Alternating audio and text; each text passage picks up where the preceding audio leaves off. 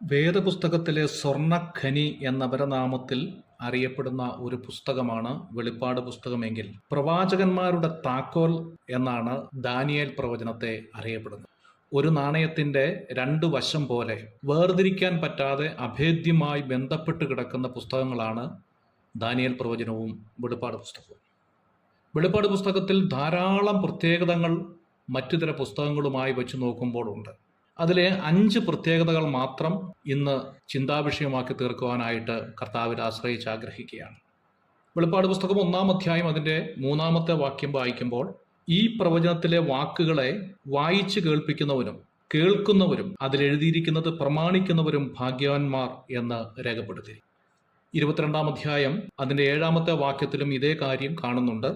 ഈ പുസ്തകത്തിലെ പ്രവചനം പ്രമാണിക്കുന്നവർ ഭാഗ്യവാൻ, ഈ പുസ്തകം വായിക്കുന്നവരും ഭാഗ്യവാനാണ് എന്ന് ഉറപ്പിച്ച് ദൈവത്തിൻ്റെ ആത്മാവ് രേഖപ്പെടുത്തിയിരിക്കുമ്പോൾ അത് വിശ്വസിക്കാൻ പലർക്കും മടിയുണ്ട് എന്ന് മാത്രമല്ല, അതിൻ്റെ ഓപ്പോസിറ്റ് കാര്യങ്ങൾ ചിന്തിക്കാനും വിശ്വസിക്കുവാനും ആഗ്രഹിക്കുകയാണ്. അത് മറ്റൊന്നുമല്ല, ഒരു നെഗറ്റീവ് ചിന്തയാണ്. ഈ പുസ്തകം വായിച്ചാൽ രോഗമുണ്ടാകും, മരണമുണ്ടാകും, അതുമാത്രമല്ല ഇത് പുസ്തകം വായിക്കാനും പഠിക്കാനും വളരെ പ്രയാസമാണ് എന്നിങ്ങനെയുള്ള നെഗറ്റീവ് ചിന്തകൾ കൊണ്ട് ഈ പുസ്തകത്തിലേക്ക് ശ്രദ്ധ കേന്ദ്രീകരിക്കുവാൻ പലർക്കും കഴിയുന്നില്ല എന്നുള്ളത് ഒരു യാഥാർത്ഥ്യമാണ്.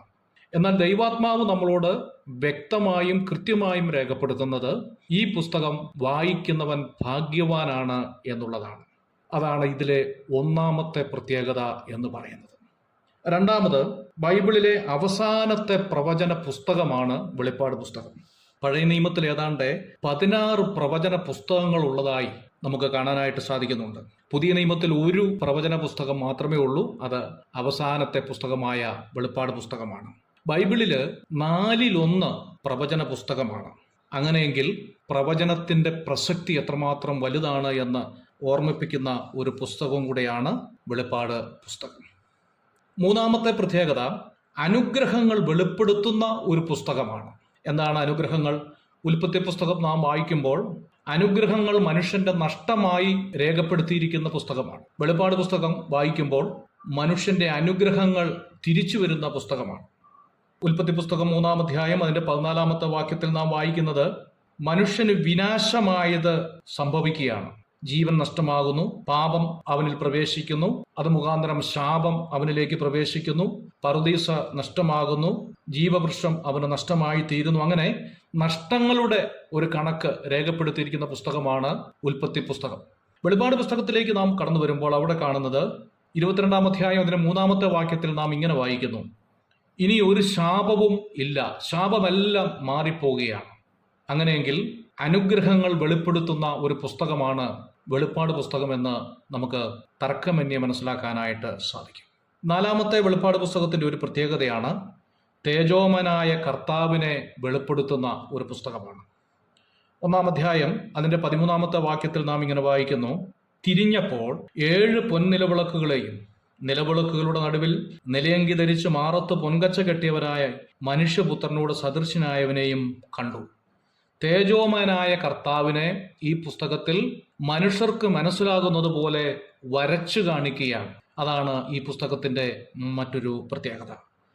5-ാമത്തെ പ്രത്യേകത, ഈ പുസ്തകത്തിൽ തന്നെ വിഭജനം ഉണ്ട് എന്നുള്ളതാണ്. മറ്റു പുസ്തകങ്ങളിലൊക്കെ വിഷയത്തിന്റെ അടിസ്ഥാനത്തിൽ നമ്മൾ വിഭജനം നടത്തുകയാണ്. എന്നാൽ വെളിപ്പാട് പുസ്തകത്തിൽ ആ പുസ്തകത്തിൽ തന്നെ വിഭജനം തന്നിരിക്കുകയാണ്. 1-ാം അധ്യായം അതിന്റെ 19-ാമത്തെ വാക്യത്തിൽ നാം വായിക്കുന്നു, നീ കണ്ടത്, ഇപ്പോൾ ഉള്ളത്, ഇനി സംഭവിക്കാനിരിക്കുന്നത്. ഇങ്ങനെ 3 വിഭജനത്തെക്കുറിച്ച് നമുക്ക് കാണാൻ സാധിക്കും. അങ്ങനെ ഈ പുസ്തകത്തിന്റെ അനേക പ്രത്യേകതകളിലെ 5 പ്രത്യേകതകളാണ് നാം ഇന്ന് ചിന്തിച്ചത്.